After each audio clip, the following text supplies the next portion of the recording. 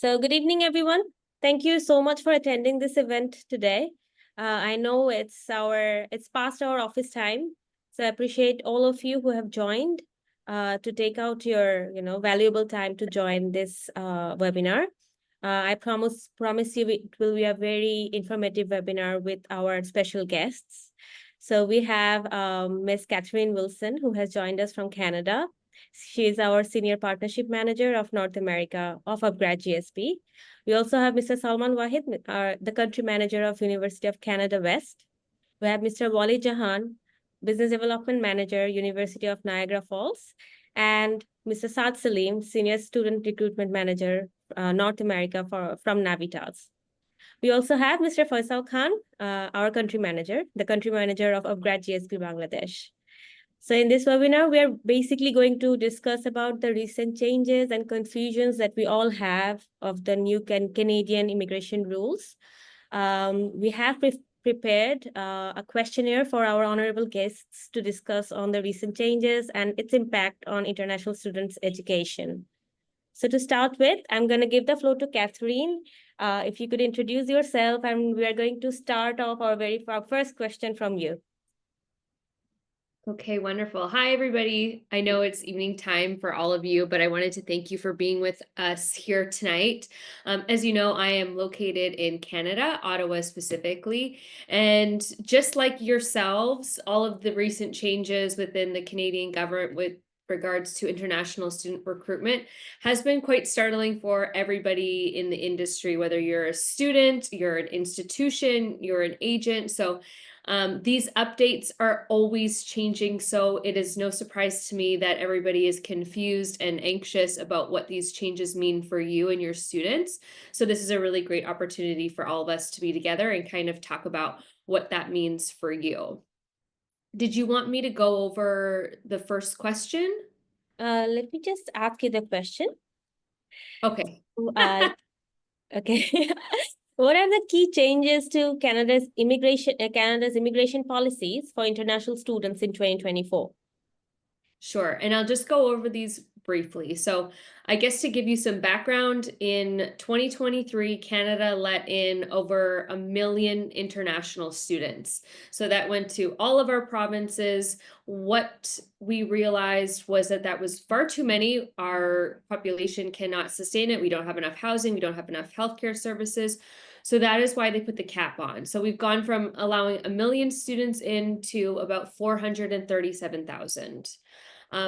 With that, we have changed the postgraduate work permit program to better align with the labor market, meaning that lots of students were coming into Canada, they were graduating from their colleges, but not getting jobs that were able to pay them enough money to support themselves in Canada.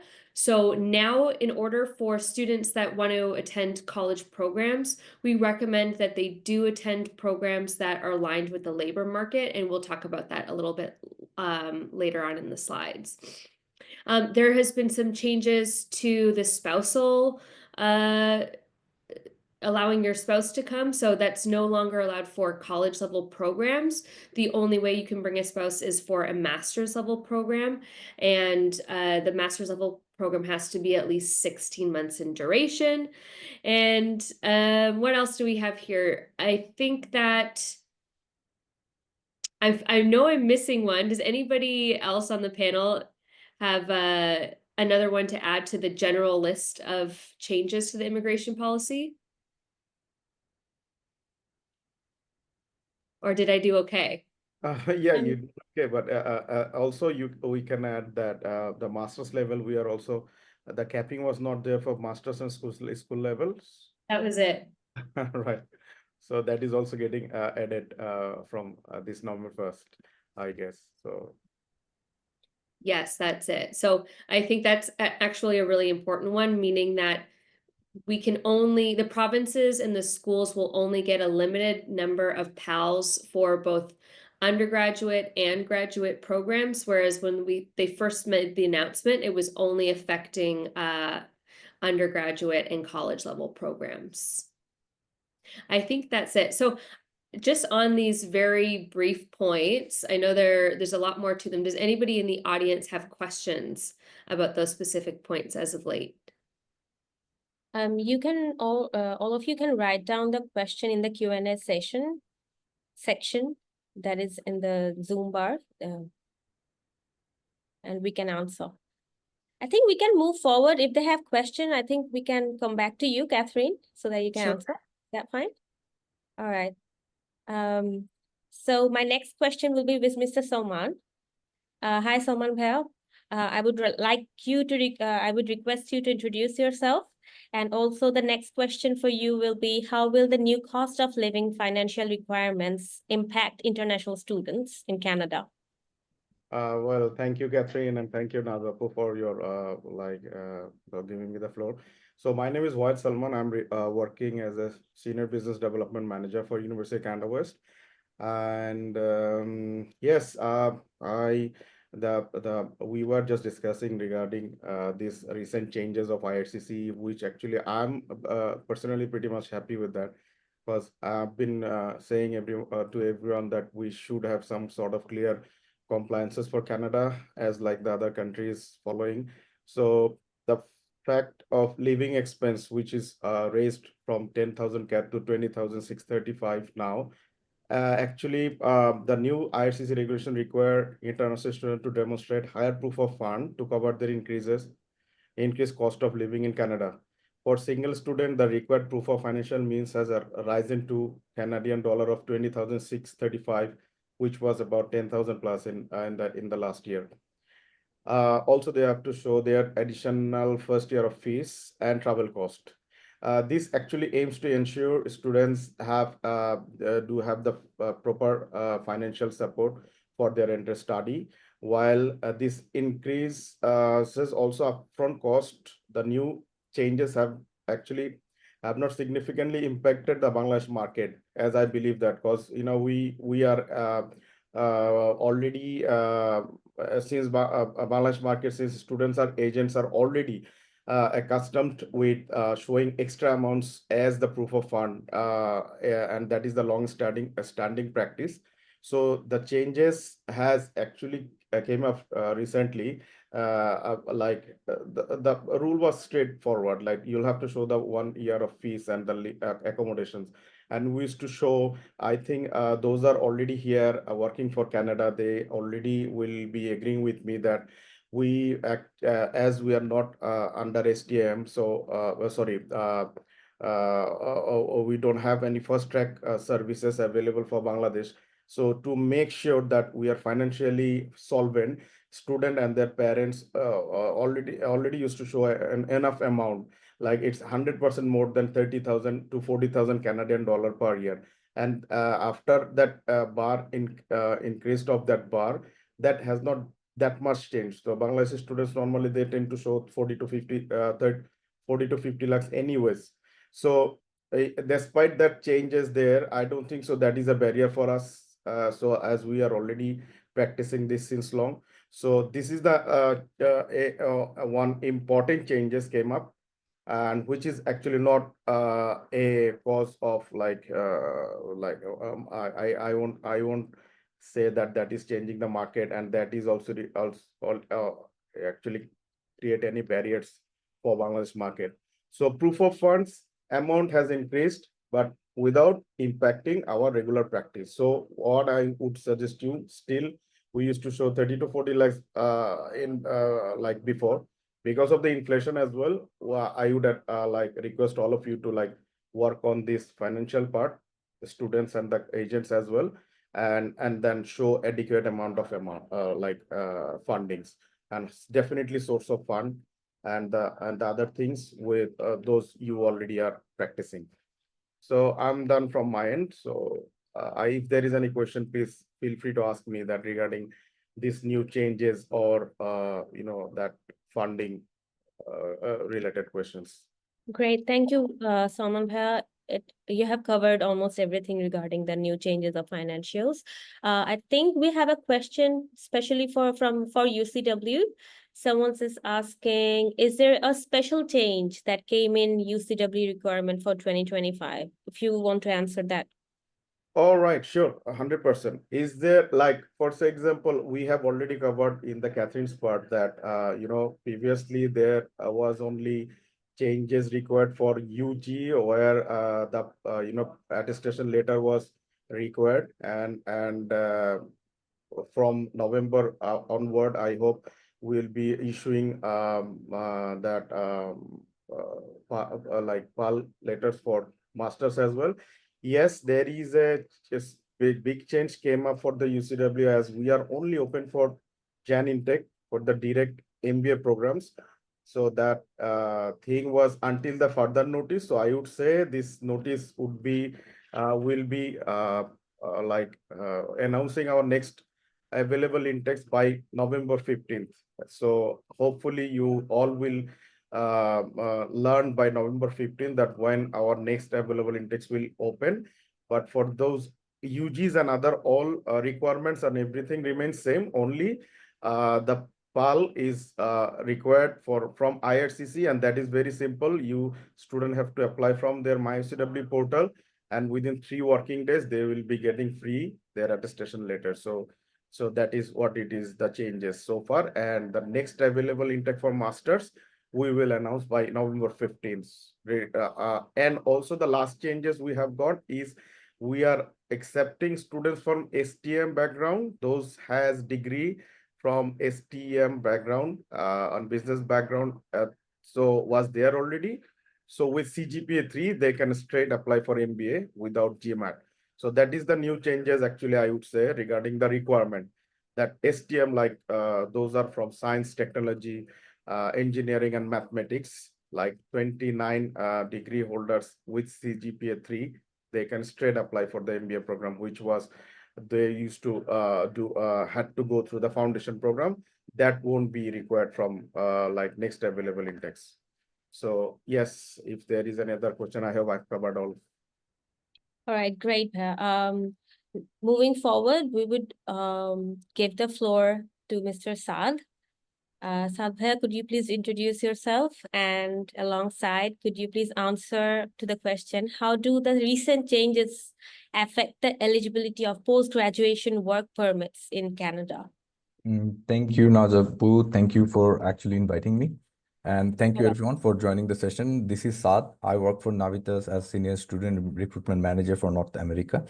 And as Najapu was asking about the recent changes in PGWP, a lot going on after the announcement, but I think what we are not, the way we are reacting, and some people are branding the negative way, this won't be impacting everyone, right? The recent changes in PGWP, first of all, it won't be affecting the university graduate who will be completing their bachelor's, master's, or PhD program. It will be same as before, right? Yes, it will be affecting the students who won't be going for another degree except the 3 I mentioned, right? Especially for diplomas, and there will be a lot to come, right?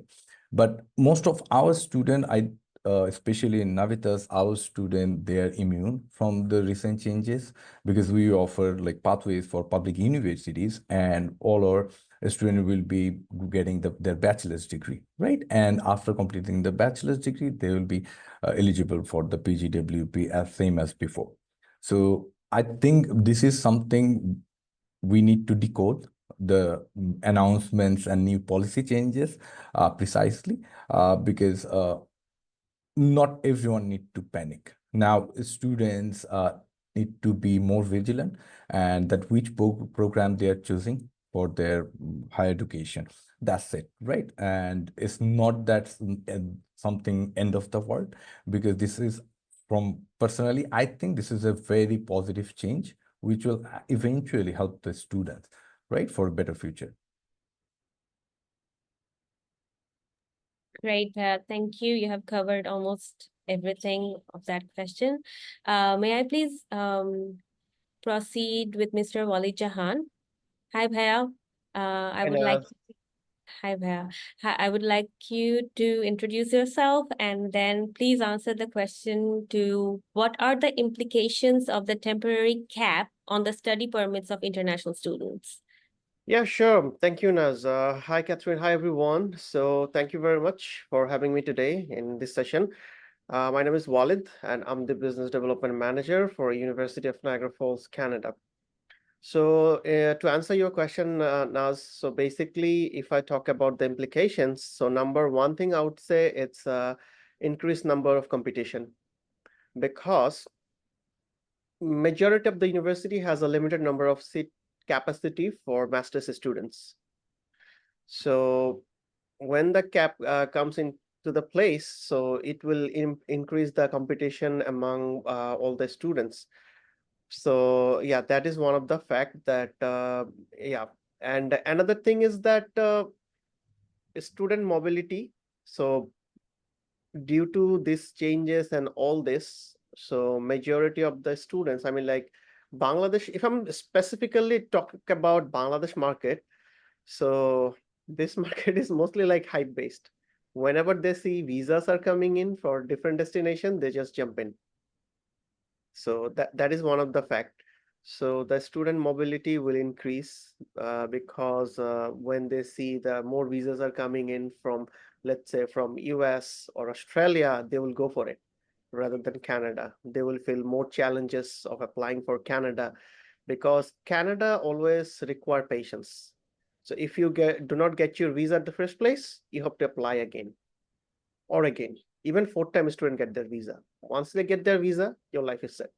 That's the fact. You have to understand that, because there is no other English-speaking country which is more generous towards international students rather than Canada. I don't see any other countries. So this is the country of opportunity. This is one of the biggest country in the world. So opportunities are there. So a student will have to be skilled enough to grab those opportunities rather than going for a traditional education system or all this. So the good thing is that our university is offering, I mean, like prepare our graduates, our future leaders, because we are digitally innovative university. We are not offering any program which is traditional. And the program we design such a way, it is completely aligned with the provincial government requirement. So yeah, that's the thing. Over to you, Nas. All right, Salman, we had some question. I think the question was directed to one of the institutes. The person who asked the question didn't mention it, but I'm still gonna ask you the questions if you're okay with it. So someone called Saida Noreen Anjum, she asked us, can students go without an English placement test in University of Niagara Falls? Yeah, definitely. A student can apply for our master's program with medium of instruction letter. But one thing you should remember, while submitting your visa application, a student must have CLB 7 equivalent IELTS score, which is required by the IRCC, right? So CLB 7 doesn't mean IELTS 7. It's only 6 in IELTS. So if a student, like either bachelor or business master's level student, do not have that minimum score, then it will be very difficult for that particular student to cope up in the classroom, because that's the minimum benchmark, and it's very easy to achieve for all over, I mean, like all students in Bangladesh especially. So with medium of instruction letter, it's possible to get unconditional offer, but it is highly advisable to lodge visa application with an English proficiency test. It could be either IELTS, TOEFL, or PTE. Great. The second question that she asked was how long a student can work alongside their study? During, I mean, like a study time, they can work weekly 20 hours part-time legally, and during summer vacation, full-time. And after completing their graduation, they'll be eligible for up to 3 years of PGWP, regardless of any program, bachelor or master's they have studied with our university. The third question that she asked was, is the work permit available for graduate and postgraduate students? Yeah, as I already have answered, upon graduation, student will be eligible for up to 3 years of postgraduate work permit visa. So the fourth question is how long it takes to complete the full admission process. I think she was mentioning Application turnaround time. Yeah, yeah. All right. So basically, the good thing is that with our university, because most of the university takes a long time to release the offer letter for master's program students, especially. Like if I talk about the university, like public universities, after Mhm. 6 months, the students see that, okay, we are sorry, we cannot accept your application like that. But with UNFC, the good thing is that as long as the student met the minimum entry requirement, they get the offer letter. It's a first come, first served basis. So maximum turnaround time is like 7 working day maximum. Great, great. Thank you, Bhav. So let's move forward to our next question to our guests. It is actually, you can actually answer by a discussion because it's for two of our guests, Mr. Salman and Mr. Saad. So for two of you, my question will be, how can international students better prepare for their for the new requirements and ensure a smooth transition to Canada? If Yeah. anyone of you Saad bhai, want. please, after you. Uh, thank you, Salman bhai. So it's not something new that students should be prepared for, right? It's business as usual, but something I always, whenever I get to meet the students, I suggest them that do your own research, right? It's really, really important, and especially this time when there are like so many misinformation floating around in internets and different groups, right? And it's really important to verify whatever we are seeing or hearing, right? Because even I encourage whatever I am saying now, right? Please go and check from a verified source as well, right? Because there are all the information available there. Is because you need to know what actually you are getting, right? You need to understand your offer letter better, and you need to know about your work right. You need to know about opportunities after graduating your degree, right? So this is really important, that doing your research. And the measures IRCC has taken or are taking, right? One main purpose behind that is to ensure that students who are coming to Canada for study, they get the best quality education. So I think somehow at this situation, many of us actually unable to realize that this is a sole purpose, right? There are like other purposes, other things going on as well, but this is one of the sole main purpose, that to ensure quality education to the international students, for because they're in Canada because of that. That's the main reason, right? So, but the way everyone is actually reacting, I think everyone will understand if they do their own research, right? If they verify everything they hear, because there are most misinformation floating around rather than facts. So yeah. Right, to add to Saad bhai, I'm 100% agreeing with you. I just want to refresh. Let's assume that it is new requirement is there. First of all, student must select a university and a course with the clear intention. Like if you'd like to get an study permit for Canada, I'm 100% adding things with Saad bhai's comments. Like these things has to be there. Sometimes many students don't have any idea that what they are applying. Honestly, they are from I have seen a lot of students, they are from other background, they don't know where they are going. So your proof of English, as Walid bhai has already covered, that if you wants to satisfy IRCC, your proof of English is there. We are always up to MOI, we are always up to some other things, shortcuts, but yeah, this is there. But you can get that offer letter, but if you'd like to satisfy IRCC, you must have to have some sort of English proficiency like IELTS, PT. Those are the accepted formats.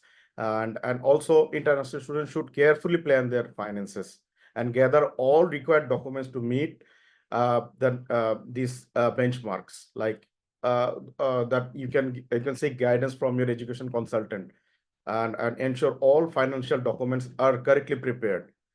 Like these things can ease your transition. A student can explore their bursary scholarship as well, and there is definitely what part-time work opportunities, as also that a panel has discussed already. So like those can help you, your education could be more cost effective if you can contribute. But though we're not like promoting that you have to work and pay your fees, but still that will help yourself. So this after considering all this essential budget carefully and explore cost saving opportunities, I hope the final thing, you guys also have to do some research about the housing as well, like the institutions you're going do have does do have the housing. Like for say example, we have had like Catherine, I think she actually added regarding the housing part. So I want to add that like Canada West University is offering you the housing as well. Like I'm representing this university, that's why I'm just adding this quickly into my discussion, that we do have housing is already there. Like though anyone who wants to come to the campus at least for 3 months, you are safe. So we are giving you guaranteed accommodation. Though many complaints that this is little expensive than the other place, yes, definitely that will be little expensive, like big, because you will be having a lot of like facilities within that, those accommodation, those you cannot have in the other places. So I would say if you don't have any option, you can take that advantage as well. So plan yourself very like in a very constructive manner. You should not like think that okay, let's submit the application, like Canada randomly rejects, that's why let's just submit something, anything. Please don't do that. Random rejection, if it's there, you try second time, but still every time should be your 100% effort, like any other country. So that is what my request to all of you students and the agents. Please be extra cautious whenever you are planning to apply for Canada, and hopefully the things will definitely get changed in very positive manner. So we normally, from my experience, I'm telling, a lot of applications I've seen from Bangladesh itself, that they don't follow anything, nothing.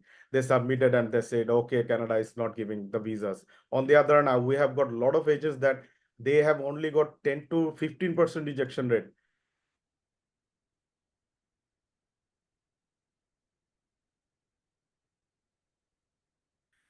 Can everybody I hear think, something? yeah, Salman Beg. Even agent has 100.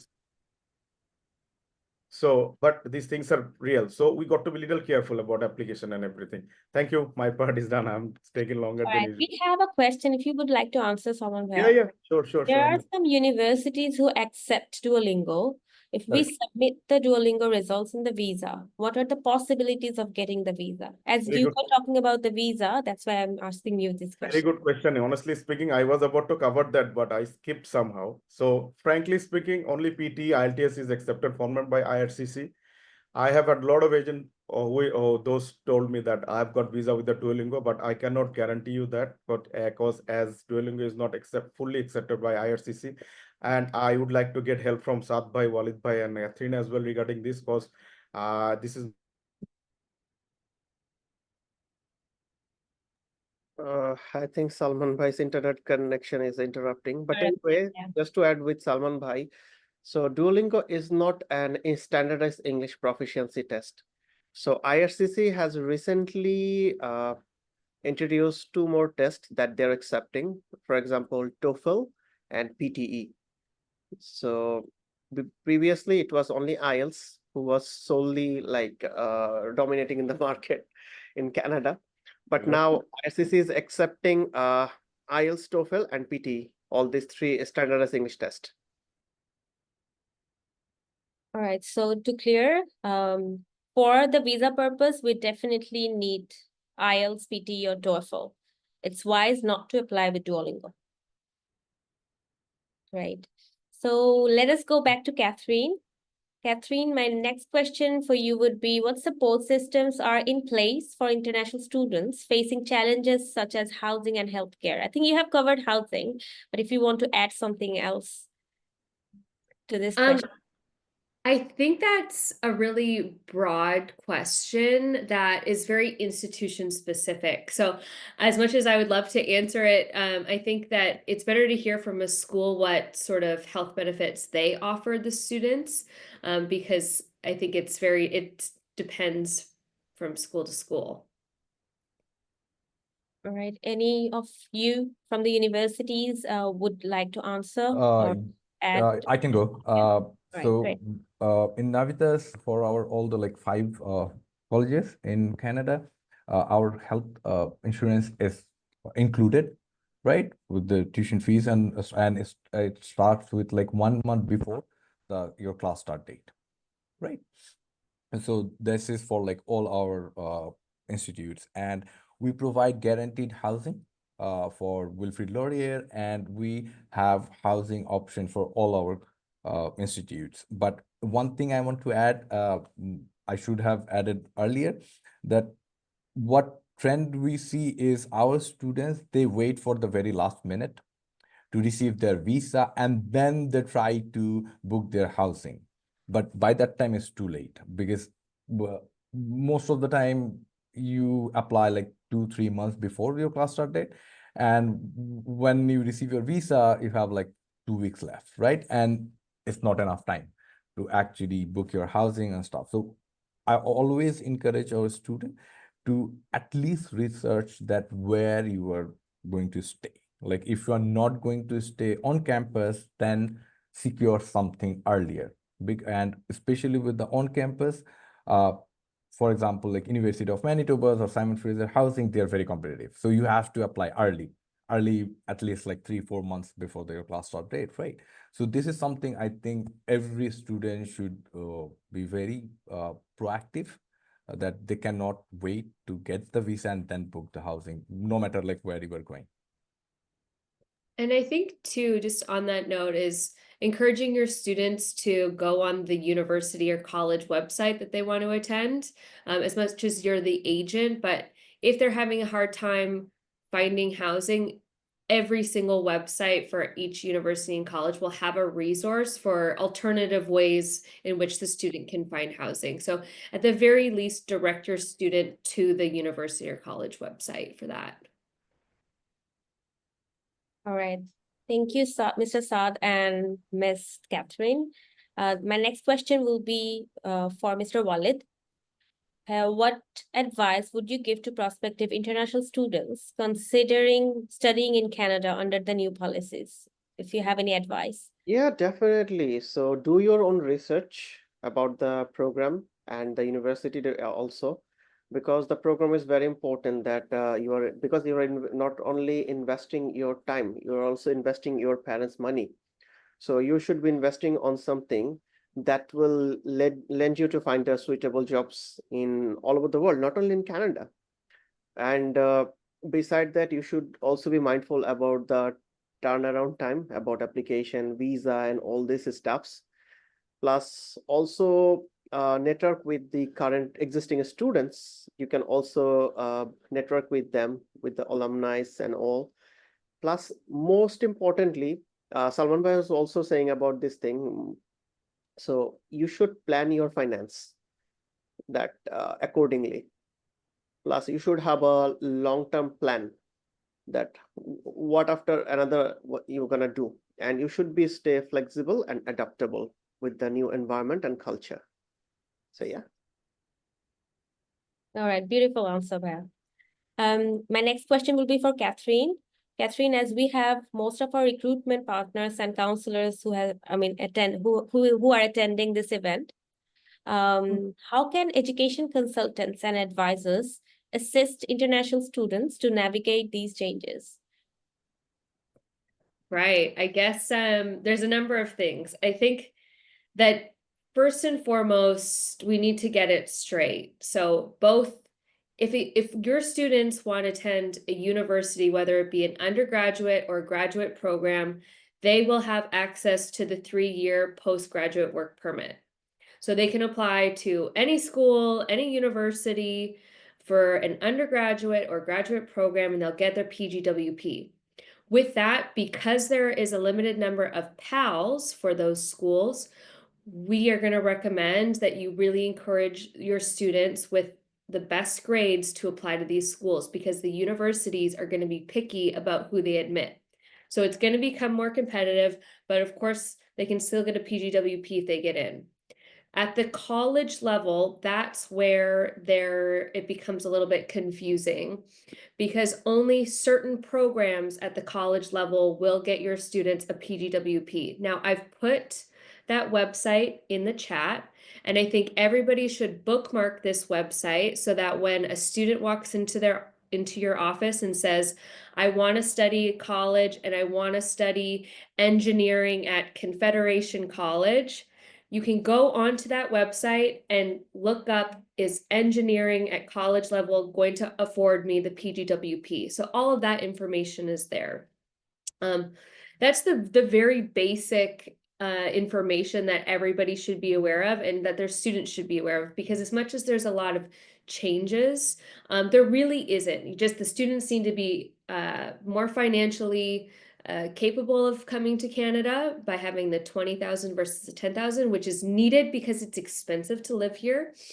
If your students want to study at a university level, they still will have to have good grades and it's competitive, but they'll still get a PGWP. And if they want to enter into a college level program and they want to stay in Canada afterwards, they have to meet the program list that's in the chat. So you can certainly look at that. Every single time a student walks into your office that's looking for a college level program, pull up that website and punch in the course that they're looking for. And then I guess just on the very basic terms, you know, as agents, you need to be sure about the program or the immigration policy changes. I think we're getting more changes every day. I think they are now reducing the number of international students again as of yesterday by 20%. So that number that's about 487 is going to be a little bit less. And then I think everybody else on the panel has really done a good job at just making sure that, you know, as agents, that your students have the financial planning ahead or prepared with financial planning, housing, that they're aware of the immigration policies. And lastly, I want to mention that I would also encourage your students to think outside the box sometimes with their program selection and location.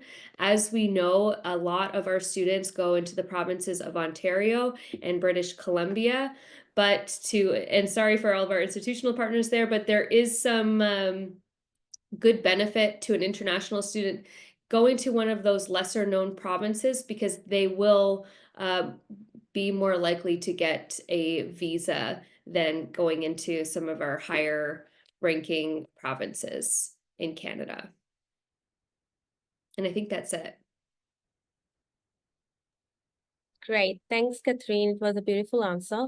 If anybody has any question for Catherine, you can write down. We will move forward to Mr. Salman. Salman, are you back? Yes. Okay. So my question for you will be, what are the expected long-term benefits of these policy changes for international students? Well, thank you for your question. So hope definitely long-term benefits is already there. I've already covered on my last part, I guess, that because of these compliances, so what we're having it that we are not looking for immigrants, or we are looking for actually students. So by the proper students has no worries at all, as I believe that. So if you are a student, you'd like to study, there would be no problem at all. So but if you're looking for some shortcut way, like, oh, I just to get into Canada and like fly, and that is not for you guys. So compliance, whenever compliance is there, like we don't expect to apply for 100 applications, 10 deposit, 2 visas. That number is actually worse. What we're looking for is 50 applications, like 40 deposit and like 35 visas. That is something we are actually honestly looking for as a institution. So long-term benefits, yes, that will strengthen the Canada's reputation as a higher quality study destinations, attracting students who are actually financially prepared and also focus on their study. And by increasing their financial means and everything, they Canada would like to make sure that student is only able to concentrate on their study only. They should not get that much financial stress on them. So student will also benefit from more structured support system, like leading to a smoother academic journey. Like their financial stability also may help them to lead to their permanent residency by including themselves to the workforce of Canada.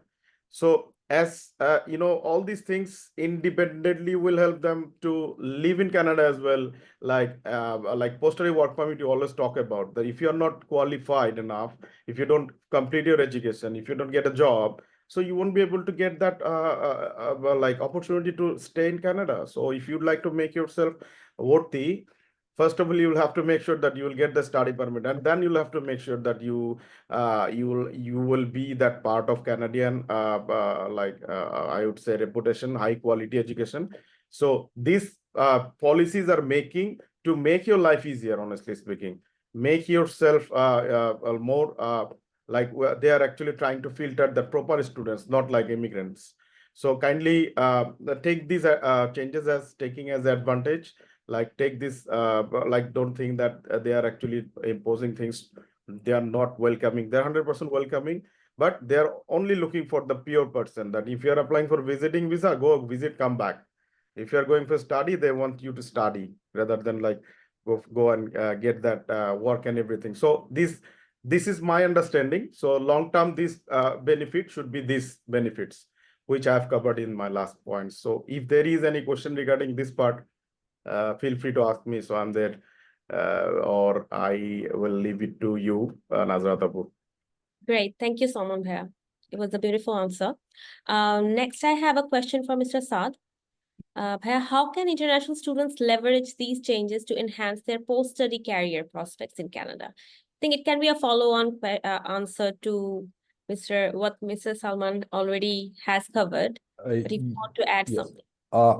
Apu, this is like, especially now, like after the announcements and everything, like we're talking a lot about like PGWP and stuff, but no matter how much we try to think that main focus is to study, but PGWP is very important as well, right? Because it gives the student to actually experience the proper Canada works experience while studying, like after studying. And this will add an additional value to their profile, right? After that, no matter where they end up, if they go back to their country, if they think to stay back in Canada or anywhere in the world, right? They will have their Canadian degree. On top of that, their Canadian work experience. So this is really important. So students now need to be a bit careful before choosing the institute and the course, that where they're going. They need to understand that if I go to this institute after completing my degree, will I be eligible to get like the PGWP, right? So this is very important. The student needs to know. And I want to add, because Catherine talked about it as well, I want to add that in Navitas, all our 5 colleges, we provide like foundation of international year 1 for public universities. So it changes nothing for us, because our student will be progressing to the public universities, and after completing their bachelor's, they will be eligible for PGWP. On top of that, I'll also suggest students to actually take full advantage of the university career services, because most of the universities, almost all the universities, they have excellent career services for your resume building, for interview preparation, and they have like so many networking events where they connect you with the employers who actually focus on hiring a student with like PGWP, right? So this is really important to make sure that you are utilizing all the resources. And with that, try to build on your skills, right? Which will help you eventually in your career. And I think communication skill is one of the most important thing. And especially for our students, somehow we try to actually avoid English proficiency test. We look for like medium of instruction, and somehow to avoid like English tests, right? But I think it's really important, because this gives you a sort of your like qualification sort of is certified that you are actually qualified, right, in your like English different band scores. So So you shouldn't actually look for shortcuts for this. And all this will actually help you in Canada after your graduation to secure a job, and not only secure, to be succeeded in your career. Great, thank you, Bam. The next question would be for all of our guests. If you want to answer, what role do universities and colleges play in helping international students navigate these changes? Any one of you would like to start? I think most of them, I mean, especially Saad has already covered this in his last answer. So basically, students should take full advantage of a student service department, because their job is to help the student with their transition in Canada. Once they arrive in Canada, they go through the transition period. Plus, beside that, they also help the student to find a suitable part-time jobs in Canada as well, because they help a student with building a resume in Canada standard. And they also prepare the students for the job interviews as well. They give the essential tips how to find the jobs in Canada. So part-time jobs beside their studies, yeah. And upon graduation, they also organize the immigration related seminar, where they invite the RCIC consultant to discuss for the panel discussion about the potential PSW. PSW means PGWP opportunities in Canada, how they can actually get it after completing their graduation. So yeah, that's the thing, I guess. And beside that, since particularly in our university, as according to the changes take place, Catherine has already mentioned, due to the lack of housing and all these staffs, right? So Yeah. our team is also happy to support a student with accommodation facilities, because our university is offering 100% accommodation service towards all international students. So with a very, very, very affordable price, I must say, because a double occupancy room will cost them only 675 Canadian dollar per month, which is quite reasonable in comparison with any other cities or even accommodation facilities. Or even if a student go with the family, they can also take advantage through our team to get a suitable apartment for them to live peacefully and yeah, stay aligned with the policy and everything. So yeah, that over to you, Nas. Great.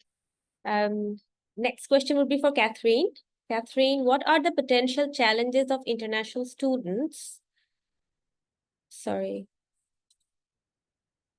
I'm interrupted.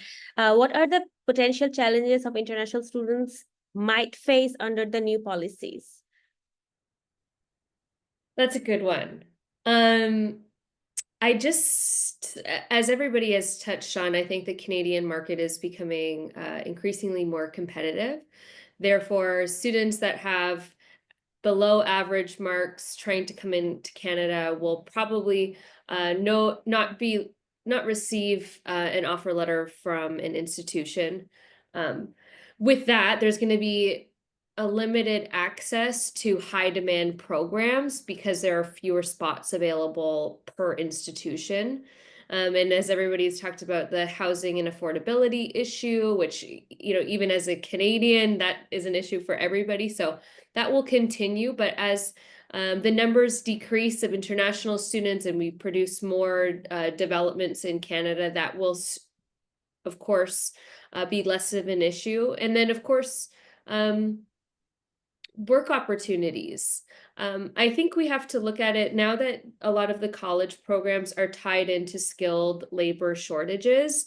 I think we should actually look at that as a Bible for all of your students, in that if the student wants to attend a college level program, you can now look at a website to see where we're lacking in particular trades, to know that if your student attends that program, they're going to get a job immediately after. So I think it is actually a blessing in disguise to have this website that shows you exactly what programs to apply to get a job straight out of school. So it will be more competitive, but you just have to encourage your students to have the right grades and to apply to the right program that works for them. And as everybody has said on this call, Canada is still a very welcoming country. And the reality of it is that all of this negative press means that there's more seats available for your students, because luckily we have institutions that are here on this call spreading the good word about that it's all still possible. There's still seats, there's still PALs available.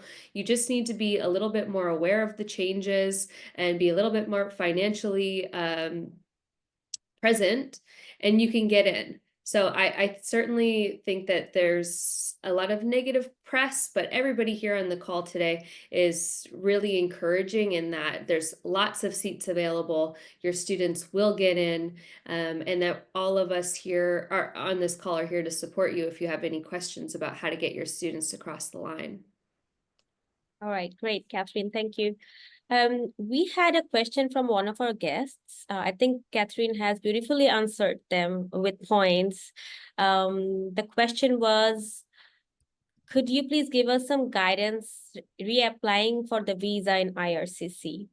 As we have our experts of the university from the universities, and you have immense experiences all these years from for applying from Bangladesh, I'm gonna ask Salman, Saad, or Walid Bhai if you want to give us some guidance regarding reapplying for the visa again in IRCC.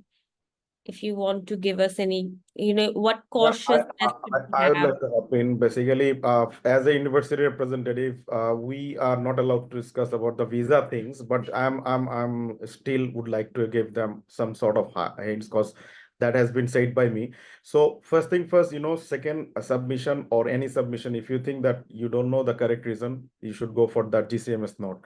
So get that GCMS note and write the SOP and in the proper way again, and then resubmit it. So this is what I actually, honestly, unofficially, I do, guide my agents to do that. So if that is the way of applying for the second time. Sometimes, like GCMS note is the must. If you think years, if you have a years of experience, that you might think, okay, I missed something. So that's let's cover it up and then apply again. So try for the second time. So there is no guidance. The guidance is the same for every attempt, that you got to be 110% sure that you are providing all the necessary documents. But one thing I'd like to add in here, I've seen a lot of files, though they try to, squeeze their documents to 4 MB file. IRCC has asked you to provide 4 MB file for a reason. So what we try to do, we squeeze our files to like this tiny bit that we can't even see those documents. Yeah. So I'm like requesting you, all of you, that you just submit the proper important documents, and rest you can keep it. If you think, okay, the deeds, the other big documents is required, you can, later on they will ask you. You can also submit on the web form and later on as well. So please submit only important documents, just not like I have seen one document yesterday, one of our agent, he has submitted 3 income tax documents, one Bengali, one translated, one notarized. So there is no point that, teen certificate is English itself. So you can just upload that. So many agent I've seen that they, notarize their documents like Australia and upload it. So not required. You can just straight color copy, you can upload it. So these things, actually, I'm not the correct person, or I'm not sure that any one of we are the correct person, but still I'm working in this industry since long, and I try to, investigate what happened with the agents, and I have little bit of idea. That's why I naturally do some case study of this. That's why I'm just sharing this. But it is not that, okay, someone is telling this is the right word. You guys also have to figure it out, talk to your seniors, talk to the IRCC lawyer, and then finally, set a like golden rule. So this is what I would like to add. Saad bhai, Walid bhai, and if you have anything to say, please add. I think I'm talking much. I'm covering maximum part of yours on behalf of you. Thank you, Salman bhai, for covering me at least. So yeah, I think, and especially as Salman bhai mentioned, I'm not allowed to, I'm not supposed to actually talk about the visa things and stuff, and because I'm not certified uh, Got it. consultant about that. So yeah, I'll pass on that. All right, great. I think I'd Salman like has already covered that, so it's fine. Great. I just wanted to say when I was recruiting international students into Canada, a very common issue that we had with visa denials was because the student's statement of purpose was not good enough. And that had a lot to do with the student saying, I'm going to Canada because it's beautiful and all of this. And within that statement, there was no indication that the student would return to their home country. So I would always suggest to your student the reason why the academic program that you are choosing and the school that you are going to directly ties into the job back in your home country or the business that you are planning on opening in your home country or the family affair that you are tied into. By just talking about why Canada is great, the immigration officers don't care. They want to know that you're studying economics because you have a business in Dhaka that requires somebody to be certified, and when you return home, you're going to be taking over the department, etc. So a lot of the times it was everything to do with the statement of purpose. And as I am not a licensed immigration lawyer, I can just say that from personal experience. So if you have any questions, you can reach out to Faisal and I can actually help your students and review their statement of purpose before it's sent in if they want, if you're submitting applications through upGrad. Great. Thanks for your help, Catherine. Catherine, I want to add something about this reapply thing. From my experience, what is this? If you refuse, that means that there is something wrong. The statement of purpose definitely is very important, and most of the cases we found that in statement of purpose, we found that the actual intention was usually not reflected. Most of the time, we find you travel purpose of travel is not genuine. That is why most of the side by side, we also think is if it is refused case, we should check all the documents again, because if there is no difference or there is no circumstance changes, in that case, what happened, that is the similar result may become. So in that case, another problem we found, actually last few days I'm doing lots of homework about these Canadian things, and I found that the bridging between the funds and the regular income, there is a big gap always I found. Something like that, you say you show the fund which is maybe 7 million or 8 million Bangladeshi taka, but in terms of if it's similar to, if you find that the regular income which is not reflecting with the fund, in that case their problem also fund. So I think you should check carefully before you reapply, if you if you want to reapply for visa.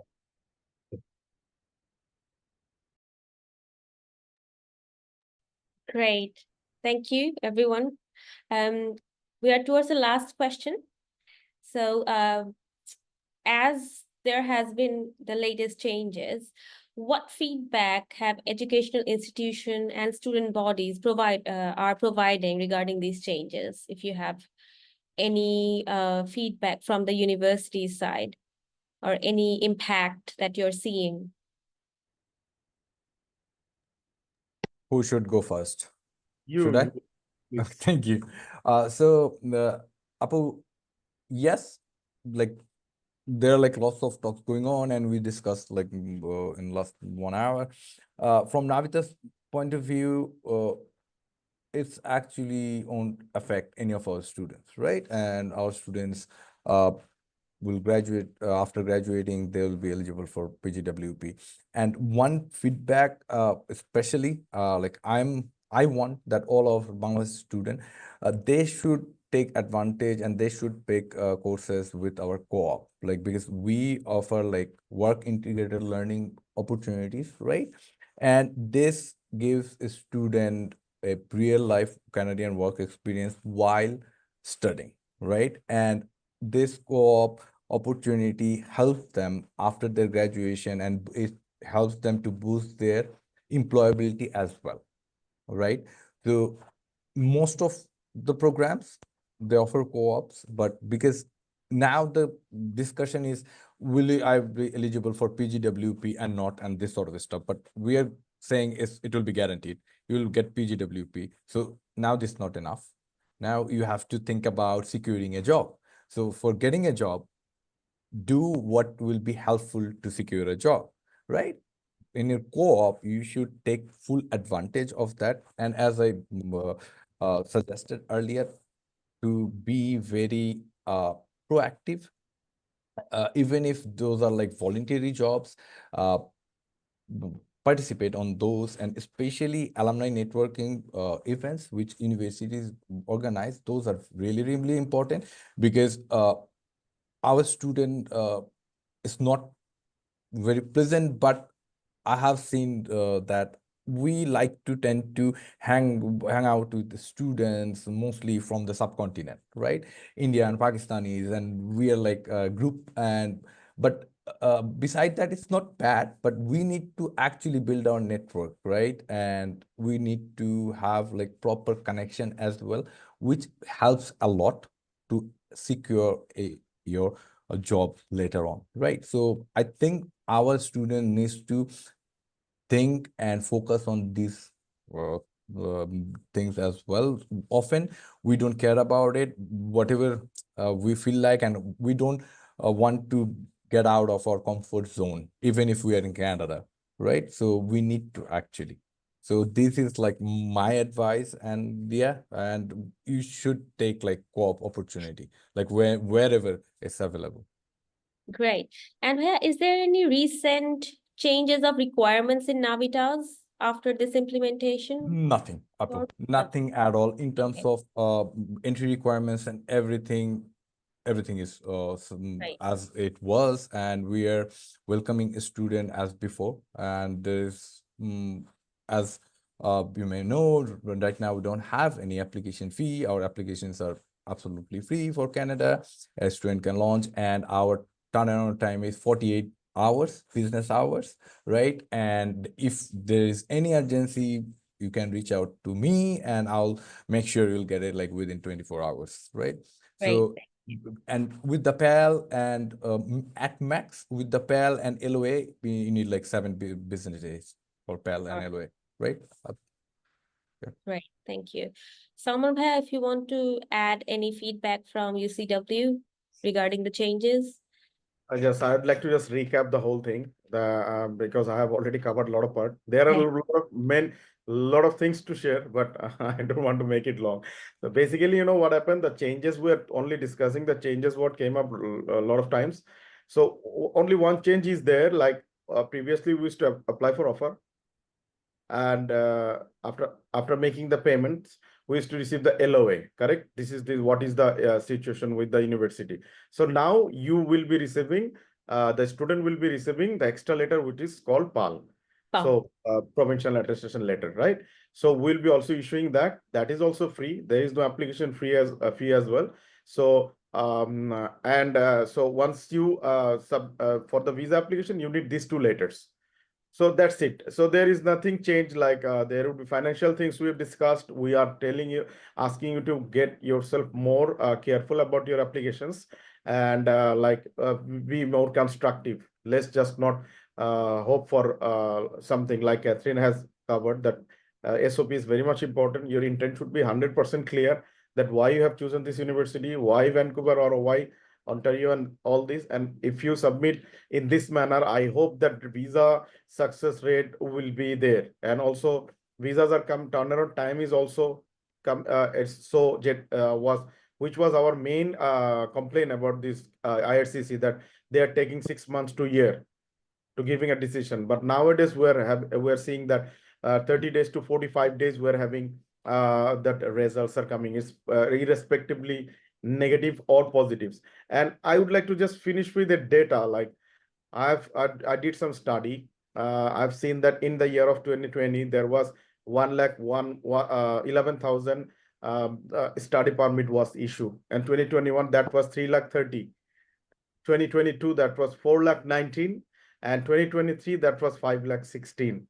So ultimately, after that 35% of reduction, still the study permit would be around 3 lakhs, I guess. Saad by 3 lakhs is 40,000, right? Plus, right? For that 2024. So I guess it is like, yes, it is 3,60,000 around. So if you guys think that number, we are the number of 10,000 max, 9,000 was the maximum number from Bangladesh. So I'm just only talking about Bangladesh. So if we kill ourselves, still we are not even very close to the cap. Like if it is like 90% cap given, still there would be 20,000 students available for you guys. So please, go ahead, kill the market, be motivated. Things are exactly same as before. Just a few changes came up, which by IRCC, it is not even given straight away. Even though cap was introduced to some other country as well, but we haven't heard that much of this. Okay, capping is there and all. But Canada is like, Canada has no guardians. You can like spread anything, everything, because there is not, I'm sorry to say this, there is not much qualified agents are working for Canada. Whereas of Australia, the agents are fully compliant. They are irrespectively, they have got reputation and all. That's why they don't spread rumors very easily. I am requesting you all. I know there is a problem, but still we got to be little positive. And visas are there. So ultimately visas are coming, but I'm not saying that, okay, 100 application, 200 visas, not like that. But still situations are getting changed. Any support required, we're there. So please feel free to use us, utilize us. And that's it. I'm done with my talk. Thank you for hearing me out. Great. And Thank you for thank your you everyone advice, for Saman. and everything. I'm like signing off, and now over to you guys. Over to Walid Bhaiya. Any feedback, any advice? Yeah, sure. Why not? So just in a small note, I would like to say, stop worrying and stay compliant. That's the thing, nothing else. And don't worry about PAL and all this. It's not a rocket science or nothing. It's just kept the basic information of the student just to hold the respective province or the institution accountable. Just to have a count on that, that's it, nothing else. So once the PAL is issued, it cannot be replaced because Right. PAL is issued only for one time only. So it will be valid for long time, even if a student wants to defer or reapply. So yeah, that's all. So Right. again, stop worrying, stay compliant. That's it. Thank you. Thank you. Any advice, Catherine?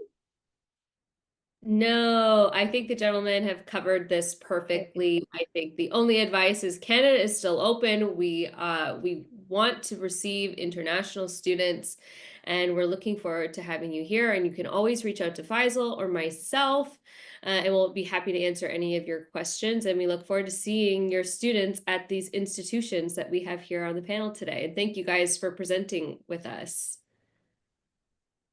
Thank you, everybody. Faisal Bhai, do you want to add anything? No, Towards actually, the end of the webinar. it's wonderful because Yes. I already mentioned in the first time that the purpose was to make sure that all our respective agents that Canada is still open, it is still positive. The good thing is there is so many things before that. There is lots of diplomas and others which are actually maybe the government, Canadian government wants to give that message that these are not actually good for the international students. So they are coming back to the mainstream. I mean, that bachelor and master's thing, which is really good that we find back in 2012 from Australia.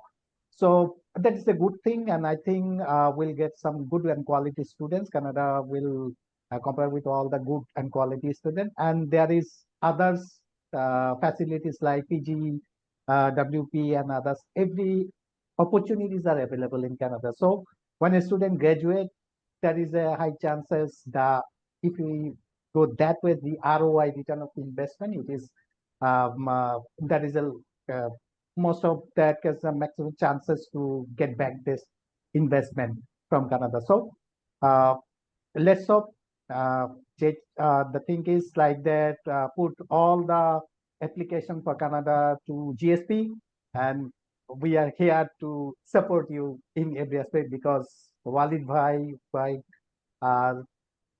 then Saad bhai and Catherine, we are all happy to support you in every way. Thank you so much. And I think there is a question from our member, Sabrina. Sabrina, I am allowing you to talk. Please ask your question. Sabrina, you are mute.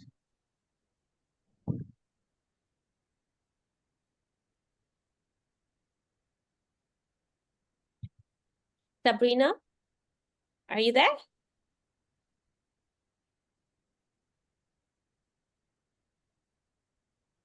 So probably there is a She technical. has been raising her hand for a long time. So we have to wrap up it. Maybe we Yes. can give 2 minutes time. Is there anyone ask question? Please raise your hand. We'll Your allow you hand. to talk.